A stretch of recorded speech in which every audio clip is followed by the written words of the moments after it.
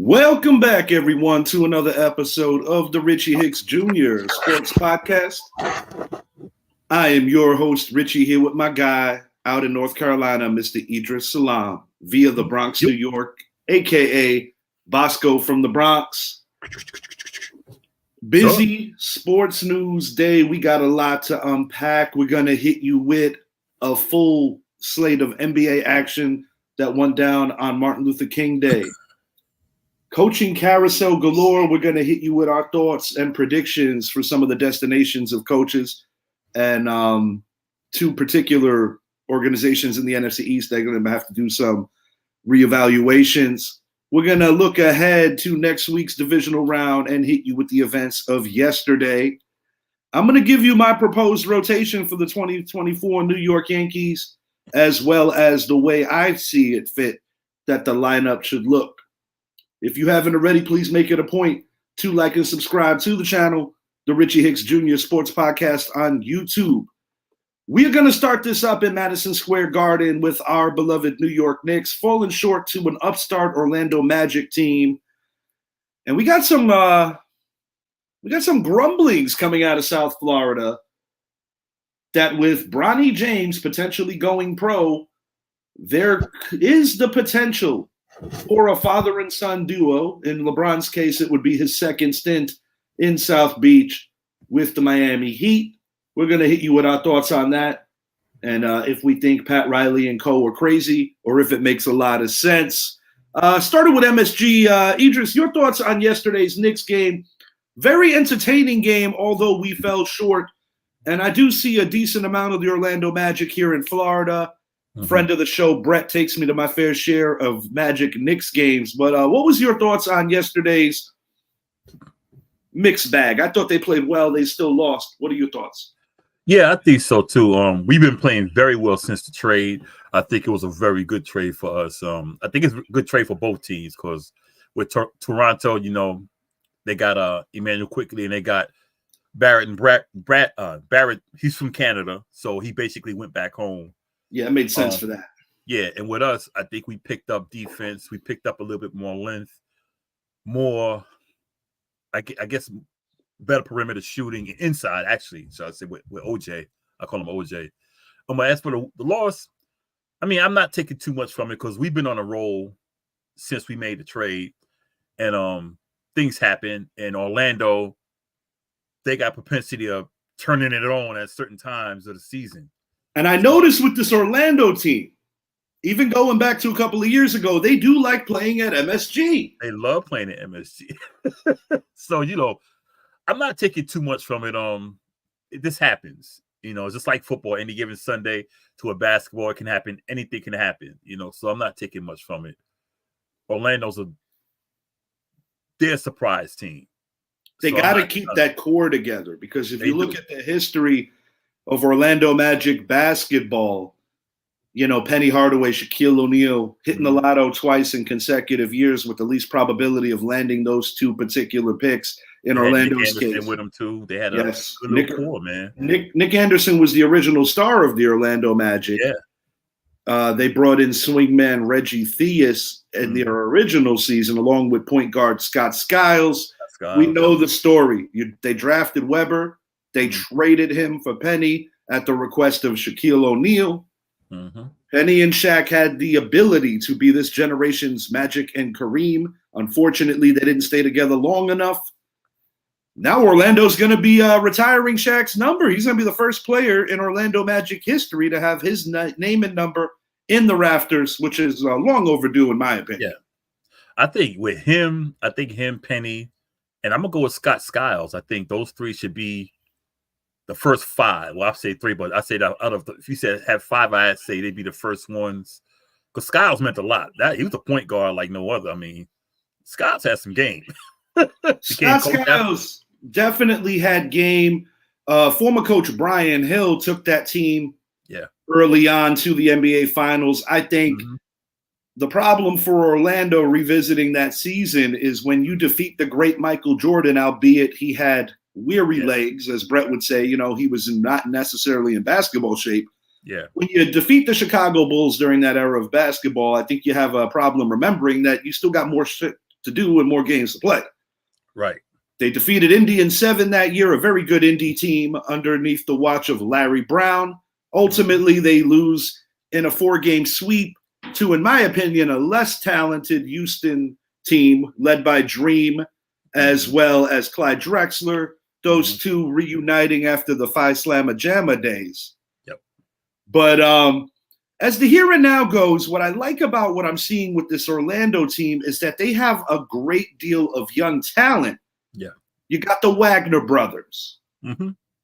You got just a plethora of guys that can put the ball in the basket and guys that could run you out of the gym on any given night. Athletic shooters, yeah. Orlando right now is ahead of the Knicks. The Eastern Conference in the middle between 3 and 7, very congested. It could go week to week. But to the point that you made about the RJ Barrett trade, I like what I'm seeing because when you have a coaching philosophy like the one that Tom Thibodeau has, you have to get personnel that feeds best into your lineup. Right on. You reunited 3 guys that did it big at Villanova. He wanted to give Josh Hart the minutes. That was also part of that. He rewards guys that play defense. Exactly. You bring in OG as well as a sure-handed point guard to take a little bit of the heat off of Jalen Brunson, who is a budding superstar in this league. And even in defeat, if you visit last week's loss to a very good Mavericks team, Luka Doncic is currently leading the NBA in scoring. Kyrie Irving's playing some of his best ball. Yeah. The duo is emerging, where last year I think a lot of people didn't think they were going to be able to coexist. Yeah. It was a quality loss. He lost to a good team on the road. You don't want to drop games to Orlando at MSG. Not knocking Orlando. I just think we have a better team. Yeah. But the Knicks right now, I feel with the additions, and I said it initially when the trade was made, it gives you the ability to be physical with the Phillies and the Bostons and the Milwaukees. And we were physical with Philly too. Last week, or we dropped a bomb on them on the road. We pushed them around. We pushed them around. So now, gotta talk about this, about the potential of LeBron James probably wearing number 6 again, possibly going back to the Miami Heat when his Laker contract is over, and possibly with Bronny James. You know, Pat Riley is always a step ahead. As good of a coach as he is, I feel that he's a better team president. He has really done a phenomenal job with the Miami Heat. Before we even talk about that, you want to talk about loyalty. Eric Spoelstra going through a divorce, which any man will tell you that's not an easy thing to go through. Any person for that matter, not easy for the ladies either. Yeah. We're saving a huge payday extension for him when all of that was handled in court. Yeah. So when they say that they have Eric Spoelstra's back, that speaks volumes on a different level. I mean, Spo was an understudy of Pat Riley when Riley originally took over with the dynamic duo of Shaq and Wade prior to the LeBron, Bosh, Wade era. But Spo proved his worth last year, what he did with that Miami team. He kept them focused in the pandemic season with an empty gym. Yeah. You know, my personal opinion, I know a lot of people hate on LeBron for many a reason, but any father in the world, if given the opportunity to groom his son into a situation where it's a man's game and making the transition, and plus, you know, the health scare, you know, I believe that it would work out rather well. And I do believe that LeBron is one of those rare athletes that's going to get his jersey retired by essentially every team he ever played for. Because he won in Miami, he won in Cleveland, he won in Los Angeles. And while I don't consider him a Laker on the level of a Kobe, a Shaq, or a Kareem Abdul-Jabbar, or a Jerry West, or a George Mikan, bottom line is the man has made his imprint on the league, even if a lot of us view him as a mercenary, because I know that from the era that we grew up in, we don't like seeing guys set jumping. But the one thing about LeBron that I always give him credit and praise for is that he might set jump, but when he goes to teams, with the exception of maybe year one in Miami, he has always been the leader and the best player on all those teams, and that I will not deny. Yeah, I agree with you, and I disagree on some of them. I don't think he'll be retired as a Laker. Yes, he brought a title there, but I'm not. I'm just not. I just can't do it as a Laker because what was brought in with him, AD, Dwight Howard, Rondo, all these people brought in, and see the year prior, he sat out a good portion of the left part of the year at the end, and they started winning after he sat out the last. That is correct because Austin Reeves, guys like Hachimura, they stepped up. Yeah, and see, the Lakers have a good core right now, but that AD contract is stupid. It's crazy. And see, even the year before they won the title, he got hurt. He had Lonzo Ball, and that team started winning when he got hurt. Indeed. And see, take away that championship, that team has been last year they made a good run at the end, but they've been not that great. They've been average. So I couldn't retire his jersey because there's a whole lot more Lakers out there who've done a whole lot more, contribute a lot more to that team that deserve their Jamal Wilkes, Silky Wilkes should have his jersey retired. You know, there's a lot of guys. Look at Coop, one of the best on the ball defenders in a cool little Green. AC Green had a lot of run there. And the interesting Byron Scott, another guy. When you bring up Michael Cooper, for instance, cool little story about Michael Cooper because he was part of the Lakers coaching program. And, you know, in the NBA, you're evaluating new guys, and Kobe Bryant is the subject at hand here. A very young Kobe Bean Bryant, and Michael Cooper was tasked to guard him because they're like, oh, Coop was that lockdown dude in the 80s. Yeah. Coop looked at them after about 5 minutes and said, why the hell did you do this to me? But, you know, one thing I like about the Lakers, similar to the Cowboys, similar to the Yankees, is that when you are a Steeler, even for that matter, or, you know, a newer success in the Patriots, when you are a Laker for life, it's like a family that stays together forever. And that's one thing that I have always appreciated about organizations like the Yankees, like the Lakers, and even, yes, the Dallas Cowboys. I know in Giants lore, we do a good job of that too. But, I mean, shoot, you look at the New York Knicks on Patrick Ewing night, you know, seeing guys like this man right here, Mr. Willis Reed. Yeah. Oh, you better keep that. You better hide that box, man. I love him. I love him. Class act. I just hope Walt Clyde Frazier sticks around forever. Before we move it along, though. Wait a minute. I want to say something about the LeBron. The LeBron. Yeah. It's good that LeBron wants to play with his son, and I know if I played with my son, I'd be great. Of course. But, and this is not a hated thing. The kid is not ready for the NBA. He is not ready for the NBA. And see, I see them pushing him too fast like they did Lonzo Ball. This kid is not ready. I've watched him play at USC. He is not ready for the NBA. And you put him on that Miami team, okay, you bring LeBron. LeBron's going to nurture him. But see, the bottom line, you want to win. And you're going against Boston. You're going against Milwaukee. Even Orlando's coming up. You got the Knicks. You got some teams, and you don't want to make it a sideshow to where, and see, that's what it'll be. It'll be a show. And this is the only issue I have with LeBron James. Great player, not going to take it away from him. Great man off the court, I'm not going to take it away from him. But the problem he's like Jerry Jones. He wants attention. He puts attention towards himself, and it takes away from the team. And even if you look at the Lakers, with the Lakers, you have Laker fans, you have LeBron fans, and they don't get along because LeBron fans basically shit on every player. They don't give. They even trash Kobe. Yeah, you know, Kobe's a godson. His fans do that, and see, he feeds into it because and don't get me wrong, great player. I really like him. I'm a rival, you know, so I hate on him. Basketball. Yeah, as a human being, I have a very high opinion of LeBron James. Yeah.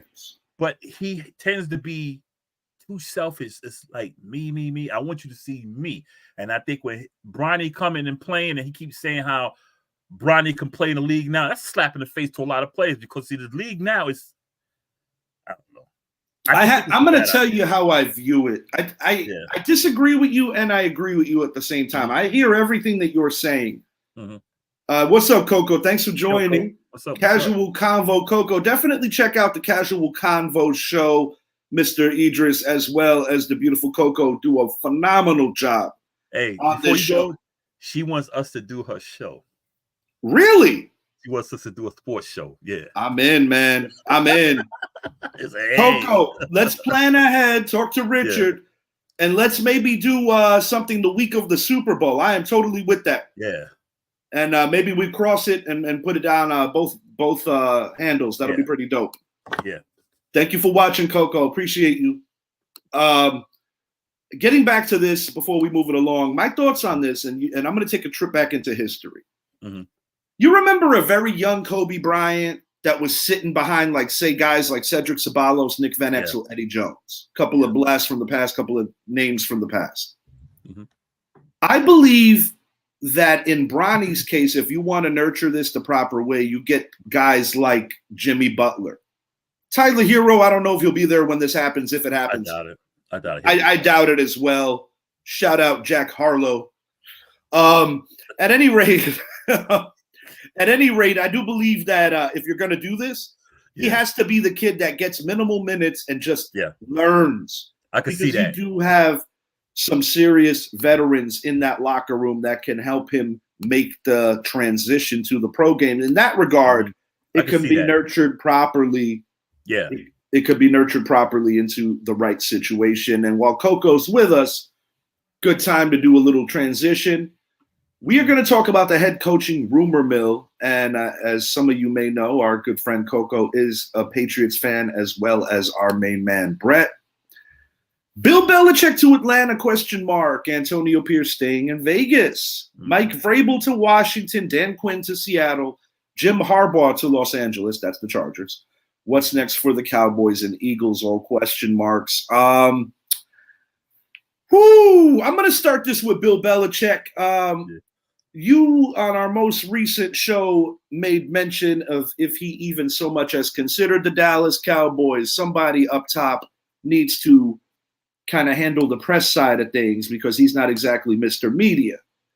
While I do think that Atlanta offers a nice situation for Coach Belichick, and while I think he might even ultimately take the job, any coach in his situation would have to, at minimum, listen to what Jerry's selling. So I do believe that given the fact that Dan Quinn's stock definitely drops after that shellacking at the hands of the Green Bay Packers, and Mike was kind of on thin ice even before the game started, I do believe that they're going to make an honest attempt at acquiring Bill. If it happens, I don't know. You have to. Now, the best place to go would be Dallas because knowing Bill's knowledge, he could fix that. He could bring the best out of the players. That defense is dope, but I think he could tweak it to where, like, I think with Dan Quinn, as great as that defense was, like I said, they could never stop. They never had any big man. That's truly the sell point when I think about why Bill would want to go to a team like Dallas. Listen, Arthur Blank's a hell of an owner. Yeah. And I do believe that the Atlanta Falcons have a lot of talent in place if you get the right leadership. But the thing is, when you have the talent on defense that Bill will be walking into, Trayvon Diggs will be back better than ever off of injury. You got Micah Parsons. You got Lawrence. You've got a lot of playmakers. Deron Bland, who put his name on the map this year. Brandon Esch should be back. Yeah.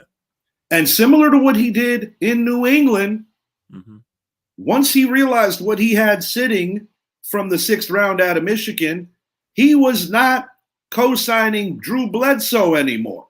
Right. Neither did his coaching father, Bill Parcells, when he chose Tony Romo over the same Drew Bledsoe. I believe that Dak Prescott, if Bill Belichick comes into the building, will literally be on borrowed time at that point. Yeah. And now the Dallas Cowboys changed their focus to potentially either A, drafting a quarterback, or B, scouring the free agent market to see if they can find the right guy to replace Dak. Yeah, I agree. And I think with Dak, and it's not to knock Dak, and you know, I've always said my trash talk about Dak, but I say Dak, like I say, he comes up short when it has, 2-5 in the playoffs. Indeed. 5 touchdowns, 5 interceptions. 3 straight years of 12-5.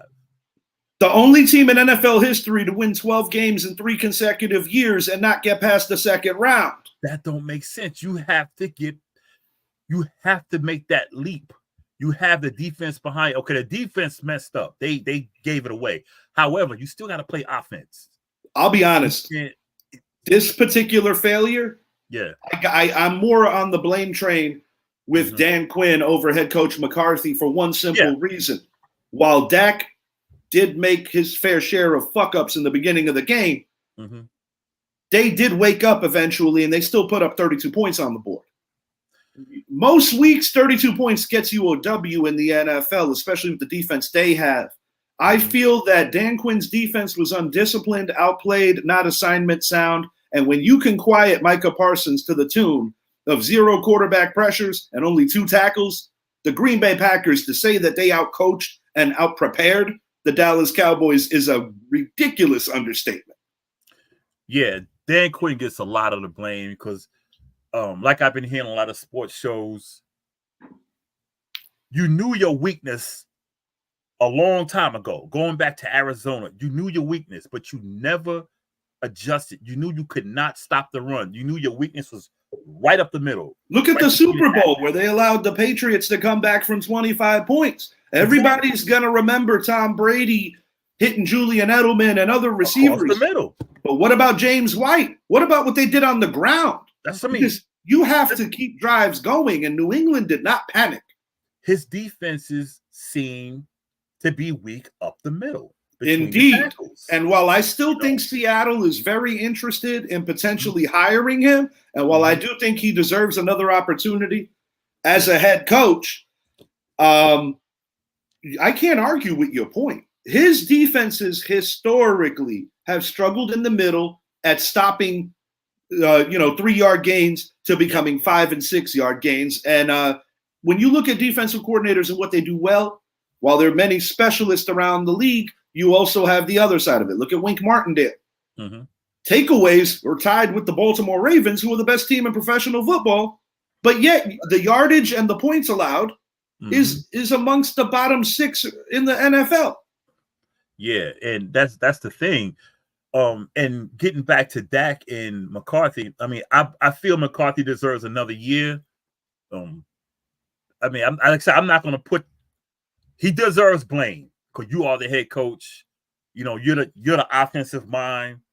I mean, you deserve some of the blame, but I can't put it all on him because the players got to execute. However, I think, and I've been saying it, they need a vocal leader on the field. And he will not be retained for one simple reason. Yeah. You can't lose 2 years in a row to a superior 49er team, and then the year that things are looking up for you, when you steal the division and everything's looking right, you cannot lose in round 1 to a team of Green Bay Packers that are essentially babies. Not the way they lost either. It wasn't that they got beat. They got both. That 16-point defeat doesn't even put in full perspective how bad the Cowboys got whacked. Because Green Bay put the subs in. It was 48-16. Indeed. And, Jair Alexander playing hurt. Yeah. We'll see if he's going to be good for the second round game coming up. I do want to hit on some of these other coaching predictions of mine. How do you feel about Dan Quinn to Seattle? Oh, yeah. If anyone is Seattle. Yeah. Antonio Pierce, unless if Harbaugh really changes the Raiders' mind, I think Harbaugh is going to the Chargers. I really do. I do. I agree with all that stuff you got. Yeah. So you like everything I said? Well, let's hone in on the NFC East for a second. Yeah. What's next for the Dallas Cowboys? Do you think they're going to go out of their way and try to give Bill everything he wants in terms of power? I think they'll go after him, but Jerry wants to win, but Jerry loves attention. Indeed. He's going to speak to the media. I just don't.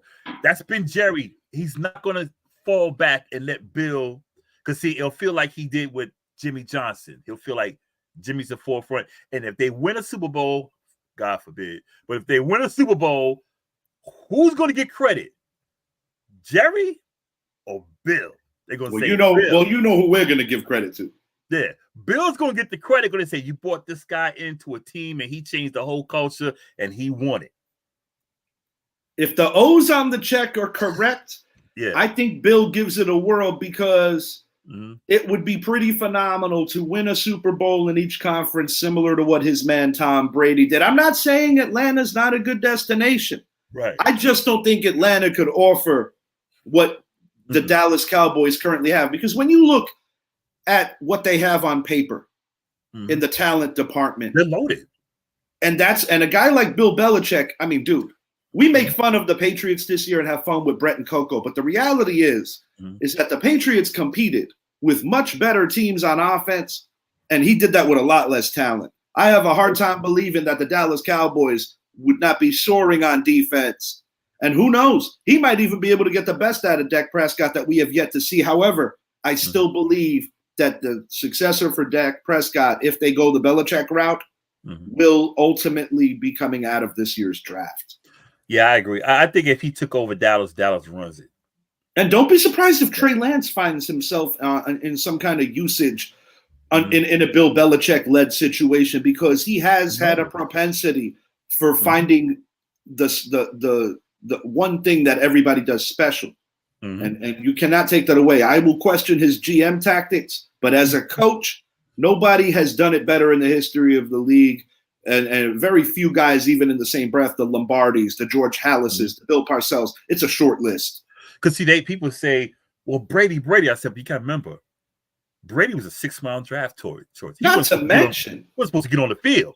Not to mention that Tom Brady, while I do consider him the GOAT of quarterbacks, especially because of all the winning, no quarterback has benefited more from having more top 10 and top 5 defenses than Tom Brady, even going to his Tampa run. Exactly. And while I'm not going to question anything that he did on the offensive side of the ball, nobody's going to tell me that when you're beating the greatest show on turf and limiting them to, 17 points, and when you limit Jared Goff and Sean McVay to 3 points. 3 points. And when the Philadelphia Eagles have the longest drive in the history of the NFL, and when you limit them, a very explosive offense back in the 03-04 season, nobody's going to tell me that defense doesn't win championships. And while Brady it will be known for his heroics, and rightfully so, the Malcolm Butler pick on the goal line, the defenses were huge in New England. Yeah. Before we move it along, the Philadelphia Eagles, Nick Sirianni, the disappointing finish after a great start. I don't know if he necessarily gets canned, but I do think it's a possibility if he does. What's going on in Philly, in your opinion, and who are they replacing him with if it happens? I know your cousin, guest and friend of the show, Mr. Aaron Moorhead, we have alluded to the fact that we think it would be a great professional decision to possibly reunite with Jim Harbaugh. I consider your cousin one of the better wide receiver coaches in the league. The numbers speak for themselves. I think he's a great teacher of the game, and I think he's very adaptable. We've seen other coaches out of this program move on and have good success. Jonathan Gannon was capable of pulling off some nice upsets against some very good teams, and that's without Kyler Murray for half the year. Arizona's trending up. Shane Steichen got the Colts very close to the playoffs as well. Oh, yeah. What are your thoughts, Idris? Where do you think the Eagles go after this disappointing no playoff win after barely losing the Super Bowl a year ago? They need to reset, man, because they got away from what got them there last year. They gave up a whole lot. Like I say, you lost your DC, your OC, you lost 7 players, defense to offense. I mean, you lost a lot. And not only that, on your offense, you decide that you're going to run the ball more than you throw, so you don't have enough receivers. So basically, you're making yourself one-dimensional. Yes, they did what they did. They 10-1, but I look at they beat us. I mean, they beat us at the end, and still we should have won that game. But if you look at the teams they beat, they were barely getting by. Still, their best win of the season in terms of a quality opponent, I got 2 of them. Yeah, the Chiefs and the Cowboys. Yeah, and see, they got to reset because they got to make Jalen Hurts a better passer. Indeed, because he got exposed this year during the second half of the year. And they got a lot of work. I think they'll fire Sirianni because if you look at their history, Kelly had good season. When he had his first bad season, they got rid of him. Doug Peterson won him a Super Bowl. The next year he had a bad season. They got rid of him. Andy Reid, all those years he had a bad season, 4-2. They got rid of him. They give you one chance after your best season. They let you go. So if you're going by that, I think they'll fire Sirianni. But who are you going to get? Because, see, that's making you seem like your owner is just like David Tepper in Carolina. I'm looking around and seeing if there's some wild card scenario of maybe a coach that hasn't been in the league for a while that might want to give it another run. Wink. It wouldn't be surprising. Wink. It wouldn't blow my mind, but I still believe that there's the giant element of the situation does make it interesting. I do believe that Vrabel could be a candidate, but I still have him going to Washington, pairing up with Bieniemy. Me too. Here's one for you. Mm-hmm. If Belichick doesn't go to Atlanta, maybe Bieniemy leaves Washington and goes to Atlanta, because that could be a nice little situation for him, given his offensive prowess. That'd be good for Atlanta. Potentially so. I'm just going to be incredibly honest right now. I do not necessarily know if the Eagles promote from within or if they blow it up and look to outside. Because one thing about ownership in Philly is that they have been very adaptable and have been able to keep a good winning culture. But, they have a huge loss after a huge loss. Mm-hmm. And, the greatest center of this generation is hanging it up. Jason Kelce to retire. He has a lot lined up for him in a great way, a good family man, as well as a terrific podcast with his brother Travis. Mm-hmm. Eagles lose to the Buccaneers in just such a disappointing way. A.J. Brown did not suit up for this. Mm-hmm. Very disgruntled. I expect him to be looking to get out of Philly next year as well. I want to talk about Kelce, the man and the player. Every bit of a leader on so many metrics. And when you take on some of the best nose tackles in the league, I'll start on Dexter Lawrence. I mean, Kelce, when you get to a certain age and the injuries start piling up, it takes a different kind of toughness to keep coming back and to keep coming back and to keep coming back. Mm-hmm. I'll be honest with you. If the Eagles would have pulled out that Super Bowl last year, I think he would have retired right after the game. I do too. He got talked into coming back. Just a phenomenal player, a phenomenal leader, and somebody who's going to be missed because, when people watch the games, they don't necessarily think and overthink the value of a center. They're thinking about the skill positions, the tight ends, the wide receivers, the quarterbacks, the running backs. But what a center does in so many metrics of an offense is similar to what a catcher does for a good pitcher, calling a good game. Mm-hmm. And Jason Kelce has had that kind of just ferociousness in terms of toughness. Mm-hmm. When you talk about vocal leaders, he was definitely every bit of that. Probably the best vocal leader that organization has had since the great Brian Dawkins. With Jason Kelce, and for those who really don't know what a center does, you think center just hikes the ball. A center does more than just hike the ball. This guy calls blocking assignments, and it's hard to hike the ball. You're listening to the count from the quarterback, but you have a guy lined up in front of you. So you got to make sure this quarterback gets the ball and have your hands up before this guy comes running through. They have the biggest disadvantage of any lineman because of their position and the fact that they get a late start. Yes. Jason Kelce has never allowed that to ever affect any metric of the way he blocks. That's why Jim Otto, 00 of the Raiders, he's revered because center is hard. It's a very hard position. And you got 300-pound guys in that stance alone.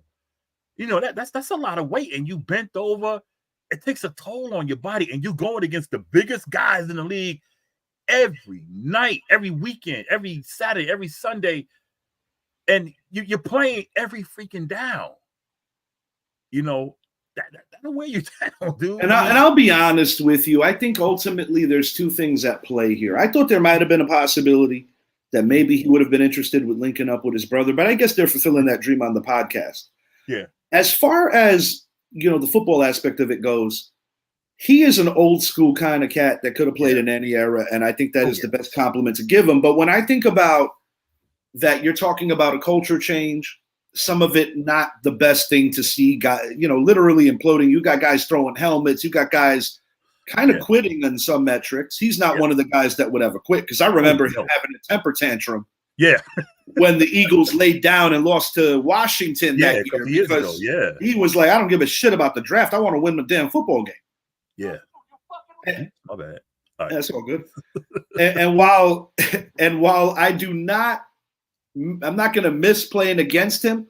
Yeah. I'm going to miss watching him play. So from us at the show, and I extend that for everybody that contributes to the show, congratulations on a phenomenal career, Jason Kelce. And you have some time now. Maybe you might want to do a drive-by and join. Yeah.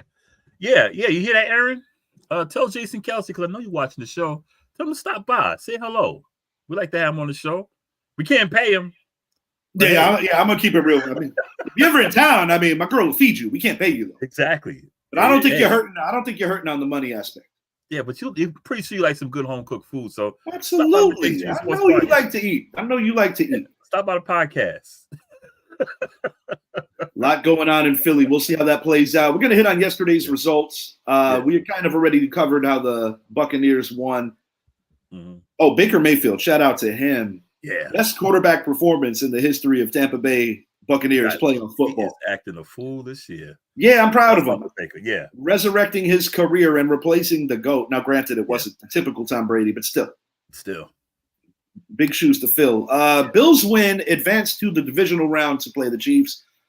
The story here, more so than the result of the game, what is the future of Mike Tomlin? To those of you who don't know, he kind of left a reporter in mid-sentence when the question came about his future. I'm 50-50 on this. I think sometimes people need to just walk away for a few weeks before they make these huge life decisions. I think in Coach Tomlin's case, I'm sure he would like to win another Lombardi, but I don't think he measures success by that. The fact that he was able to get these guys to the playoffs yet again, yet another winning season. This man never had a losing one.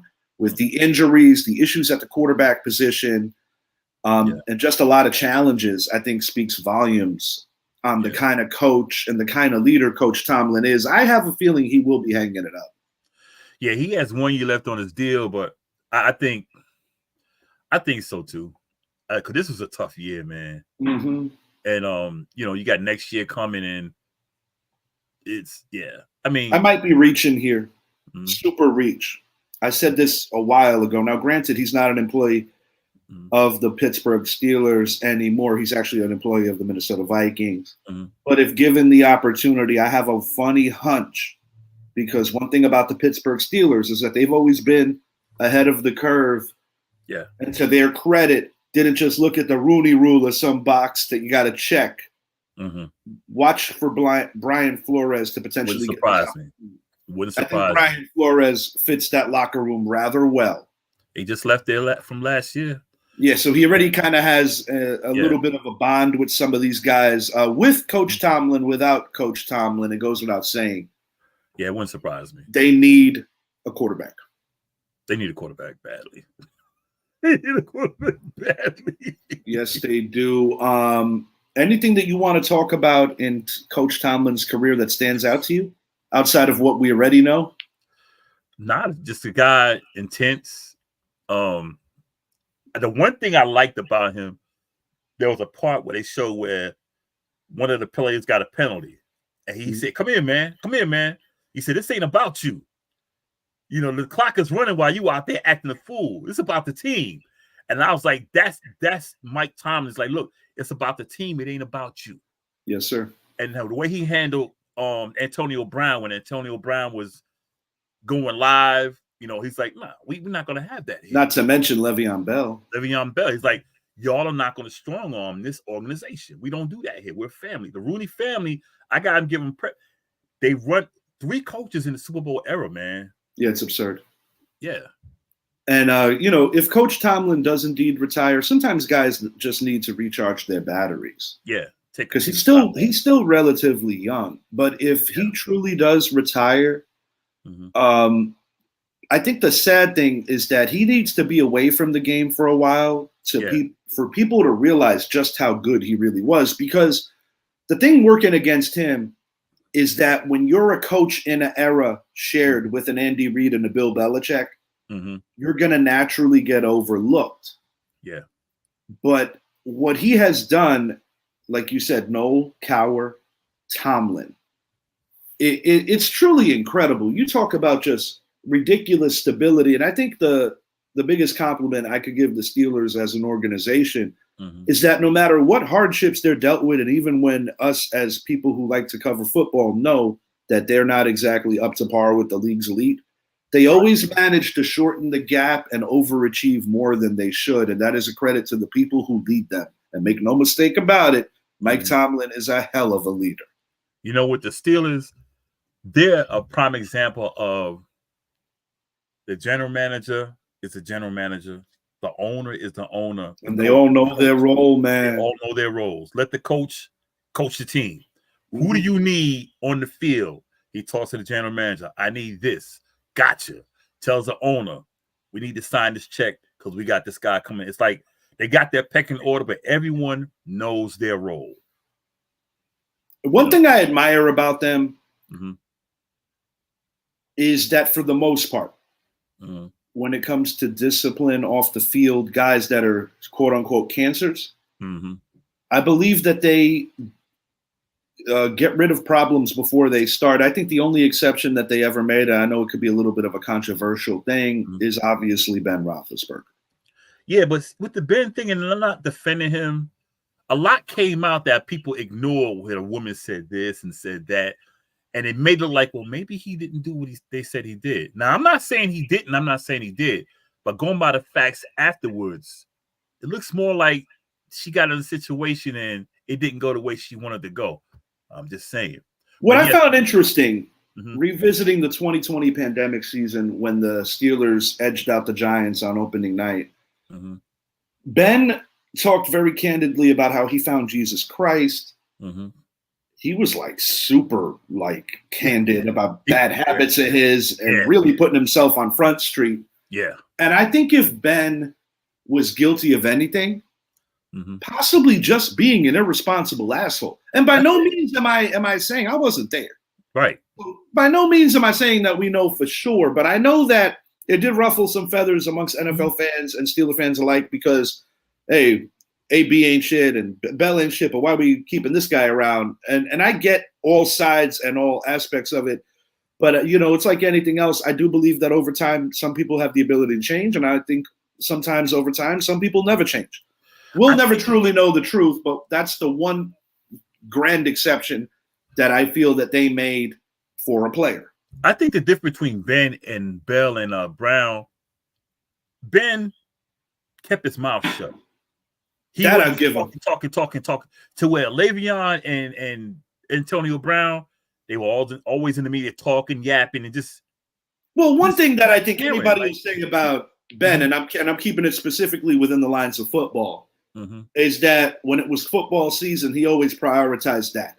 Yeah. That much I will give him. Where you look at Antonio Brown, and I'm not even trying to be a comedian when I say this. Sometimes I've questioned if CTE is in play when I look at some of the behavioral antics of him, because this is a guy that going back to 2017, 2018, 2019, this is a guy that I genuinely admired. Coming out of Central Michigan, the Chippewas, that's actually my cousin AJ's alma mater, super small school. Right. And to see what he has reduced himself to when he really only needed about another season or two to probably be a Hall of Famer. That's it. But it's crazy. I heard him now because like they did T.O., his stuff, his antics is going to keep him from getting, because he should be in there. He should get. And I got news for you: T.O. never ran off of no damn football field. No. And I'll be honest, I'm willing to defend T.O. before a Randy Moss or before an Antonio Brown, because one thing about Terrell Owens, he never took a play off. Nope. This is the guy who broke his leg and said, "No, I'm playing in the Super Bowl." No, that took a grand set of cojones. I'll never forget that. Love him or hate him, I'm never gonna question T.O.'s every time. And one thing about T.O. that I'll give him props for. Yeah. When our New York Giants defeated the Dallas Cowboys in 2007, that was not no acting job. No. He came to the defense of his man, and there's something to be said about that when we talk about leaders. But yeah. My father, rest his soul, was watching the interview live, and he was like, "Yeah, I'll be damned. T.O.'s making a fan of me." He couldn't believe it. My dad was like, man, his mouth. He couldn't believe that T.O. would. He's like, is that the same what guy? Dallas is missing. That type of guy. Yes, I tend to agree. Type of guy. I tend to agree. Before we get out of here, we're going to hit on the MLB hot stove and basically talk about our New York Yankees for a minute or two here. Can the Yankees get Blake Snell, and should they? Monty, another potential target, likely back to the Texas Rangers. I'll start with Monty. Yes, I do believe Jordan Montgomery, after winning a World Series, I do think there's some hurt feelings with the way he was dealt out of the New York Yankee organization coming up from the minors. I believe it's best for Monty to go back to the Rangers, especially if the Rangers are willing to pony up the dough. Yeah. As Blake Snell goes, it's no secret that he has made it rather obvious in public that he would love to join the Yankees rotation. While I don't necessarily think that this is the Blake Snell that formerly played for the Tampa Bay Rays, I still think that you're getting a quality starter that could be a 2 or a 3 and could really help Garrett Cole at the front of this rotation. I know there's been a lot of controversy about Marcus Stroman, which was kind of shocking. You know how the Yankees have like all these policies about facial hair. Yeah. And you know, one of the things that has come up lately, and it's not even meant to be a joke, was do they have a do-rag policy? Me personally, I don't believe that's going to be a thing. Nah. But it was interesting to hear. I'm not going to lie. Yeah, it was kind of interesting to hear. I think Blake Snell gets the Yankees, if they sign him, and I think they're going to try to, gets them to a level where they literally could compete with the 2 best teams in the American League, who, in my opinion, going into 24, are the defending world champion Texas Rangers, and I'm not going to say the Houston Astros. I'm going to say the Baltimore Orioles. Yeah. I mean, if we get Snell to 2 or 3, that's good, because we got a pretty good bullpen. Pretty decent. I'm a little concerned about the pen just for the sheer fact that we did part with some arms in the Soto deal. Oh, did we? Oh, yeah. I forgot. Well, Michael King. I'm going to miss Michael King, but I still think that for years, I think the weak part of the Yankees past Garrett Cole was the rotation, where the strong part of the pitching was the pen, to your point. Yeah. I think right now, the Yankees are really trying to solidify that they got enough arms as starters, because what's interesting, right? Let's say hypothetically, if we do indeed get Snell, now you have a good problem to have. Where Nestor Cortez and Clark Schmidt got to fight it out for the 5 spot. Right. That's not a bad problem. So check this. This is just super random. My thoughts. Yeah. Richie's proposed rotation for the 24 Yankees. Cole is your ace. Okay. Rodon is your number 2 because of his salary, not because of his performance. Yeah. Blake Snell, Marcus Stroman. I got Clark Schmidt winning the job. I got Nestor Cortez being long relief, or that could be flip-flopped. I can roll with that. I can roll with that. Yeah. I think we'll look better, because see, it was shame we had Cole. Cole was doing his thing, but we just didn't have nothing. Yeah, I think that'll be good. And to have Nestor, even if Nestor doesn't win that 5th spot, you know, it's good to have him, because we got somebody who can, you know, put in. And if we have to, we can make him a bridge. A lot of stuff we can do with Nestor Cortez.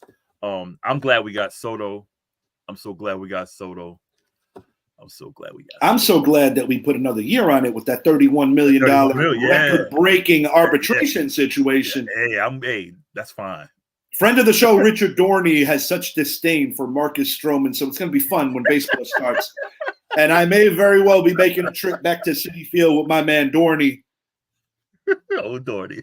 Yeah, he's a character for sure. Your Irish brother.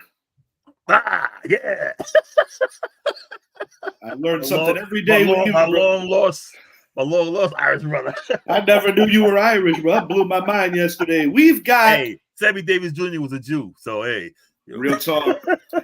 24 Yankees lineup. I got LeMahieu, Judge, Soto in the 3-hole. Rizzo at bat and cleanup. Giancarlo Stanton doing the DHing. Glaber at second base. Alex Verdugo in right field. Jose Trevino and Austin Wells doing the split job work at catcher. Reason why I have Volpe batting 9th is because I like a lineup that allows speed to turn it over. Yeah, that'd be good. If there's one change that I would consider making, Mm. maybe swap out Soto and Judge, have Judge hit third, and maybe if LeMahieu struggles in the leadoff role, possibly consider two guys, Verdugo and Volpe. You say move Verdugo from the 9th to the 1st? Volpe from 9 to 1, potentially. He's got to get on base more frequently. Verdugo could be something to explore, but I think LeMahieu deserves the first crack at it. Yeah. LeMahieu's in line for a bounce-back year, I believe. At least I hope so. But I think that the addition of Soto is going to benefit Anthony Rizzo and Giancarlo Stanton the most, where you could potentially have 4 different Yankees in the neighborhood of 40 home runs or better. Yeah.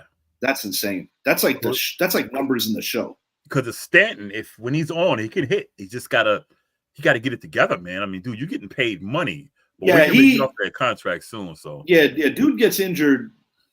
I thought for sure that this particular offseason the Yankees were going to try to package him in a deal with Soto, but because not to mention he gets great in Petco, going back to his National League days. Yeah, but I'm going to say it right now. No, I don't think the Yankees are the favorite going into the season. I still think that in the American League it starts and ends with the defending world champions, but I do believe that the Baltimore Orioles are going to have a big say in that after getting their first playoff experience in a long time. And they're young, too. They are very young. You cannot sleep on the Houston Astros. However, I do believe that losing Dusty Baker is huge. He's now working for his former employer, the Giants upstairs. That's something. Love that. Love that for that organization. Yeah. On paper, the Dodgers spent all the money, but I still say it's between the Braves and the Phillies. Yeah. And the Mets are going to suck. I said it. Oh yeah, me too. You say it for me because with the Dodgers, they spent a lot of money, and people are making them the favorite. But I just don't. I'm not sold. I'm going to tell you the problem they got. Yeah, it's the manager. You can't have that much talent and constantly fall short. And they keep talent. When you spend $1 billion. Dude, on 2 excellent players from the Far East, you better fucking win. You know who they remind me of? Your Dallas Cowboys. On some all that money. All that money. But to defend the Cowboys, not that that's what I'm in the business of doing. Yeah. I could even say that I've seen them win more than the Dodgers in my lifetime. The Dodgers should have won. They should have won at least 3 or 4. Dude, 1988 and a pandemic World Series. A lot of losing and a lot of failure in between. Yeah. Before we get out of here, looking ahead to the divisional round, Packers at Niners. Can Green Bay pull off another miracle? I'm going to say this right now. In order to beat the 49ers, it's similar to what you had to do to beat Dallas. You got to continue to run the ball well. You got to keep Jordan Love upright. And you got to give your receivers an opportunity to make plays. I'll be honest. It's a tall task, and I would be surprised if it happened, but I won't count out Green Bay. I do believe that the Baltimore Ravens should handle the Texans. I think the Lions are more than capable of beating the Buccaneers, and I think the Chiefs and Bills, goes without saying, should be the best game of the weekend. We're not going to really throw our predictions around. We're going to let you guys wait for tomorrow. Oh, yeah. Tune into the Casual Convo show. Idris and Coco will be going from 8 to 10, and at 10:30 p.m. tomorrow night, you can catch me, Idris, Zappy, and Brett, 4-man crew tomorrow, giving you the goods on the divisional round in the NFL playoffs. Yes, the 4 horsemen. I think there was something that you wanted to share on the musical spectrum of things before we got out of here. Yeah, you know how every team has a theme song. Yeah, let me pull this up right quick. Let's see what we got here. We're about to get like 18 people unsubscribed, but it's still going to be worth it. They're going to love it, man. They're going to love it. Here we go. Daddy, how long has it been since the Cowboys won the Super Bowl?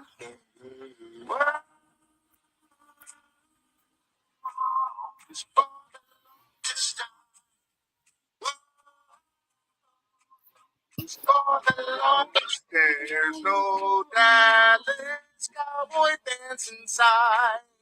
Are y'all still living, boys, after tonight?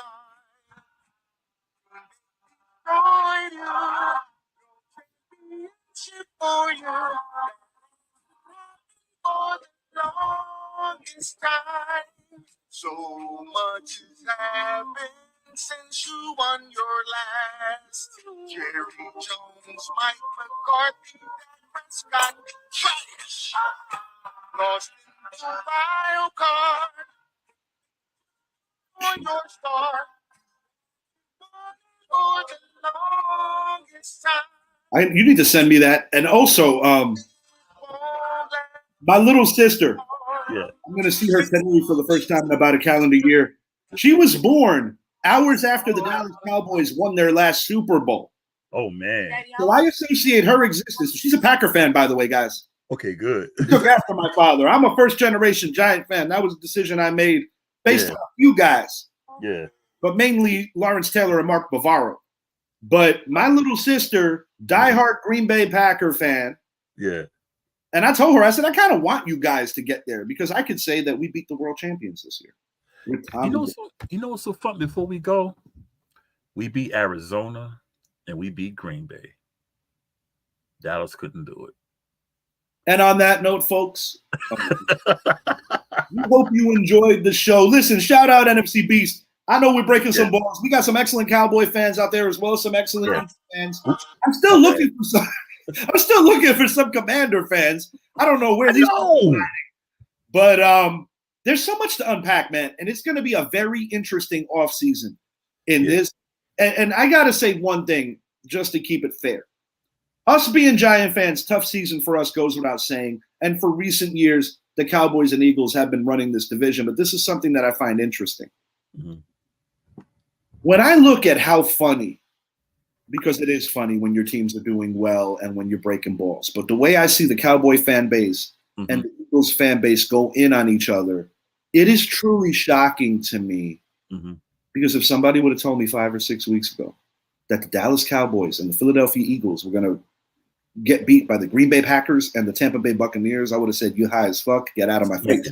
Smoking. Yeah, especially the Cowboys, because one thing that even I will admit is that this particular year, being unbiased and just seeing it how I see it, I did not believe that the Dallas Cowboys were not better than the Philadelphia Eagles. I said it even when the Eagles had the easier stretch. Friend of the show, Mike Zappi, I told him many, many times, even if you don't win the East, I still think you're better than Philly. I think if anybody can take anything away from Dallas and Philly, that was that, because when Dallas played Philly, they rocked them. Yeah. Whereas when Philly played Dallas, I feel that Dallas damn near won the game and should have won the game. They should have won the game. Absolutely. So I think going into the offseason, thank you, Coco. I appreciate that, girl. Going into the offseason, should the Dallas Cowboys somehow get Bill Belichick, and I said it off air, our guy Mike Zappi called it a couple of days before other people started even chirping about it. It's going to be interesting. Oh, they don't. It really is going to be very interesting because if there's anybody that can get them to the next level, and similar to how Tom needed to get out of New England and play on quote unquote a super team or a team that had everything he needed, I think that Bill's at that level where he's like, yo, dog, I've been doing this shit for 2.5 decades. Throw me a bone. Get me something. Get me a pre-made dinner. Yeah. And I honestly believe that in that case, Bill Belichick to the Dallas Cowboys might indeed happen, but I wouldn't be mind blown if he ends up getting checks from Mr. Arthur Blank, originally from Queens, one of the best owners and true good guys in today's NFL. Yeah. I hope they don't get Bill Belichick because they'll win it. They'll win it. I'm not going to lie to you. From a level of just enjoying these rivalries, there is a part of me that would like to see it because it would just make it so damn fun. I don't, because they'll win. Dallas will win it. Possibly. I mean, we'll see. We're going to find out a lot. I know that Belichick is obsessed with winning one without Brady and to shut up a lot of the naysayers. And last thing on Belichick. Just go to Atlanta. I am sick and tired of people trying to shit on Bill Belichick saying that he can't win without Tom Brady just because he hasn't. Because the reality is this, folks. Bill Belichick was such a huge contributor and a reason why the New York Giants won 2. 86-90.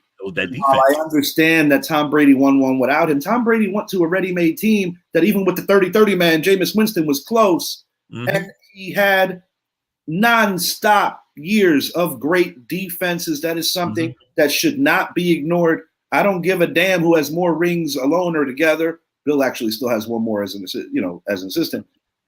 Two of them are great. Don't take a crap on either or, because at the end of the day, they needed each other. For Idris, I am Richie. Thank you for watching. We'll be back tomorrow.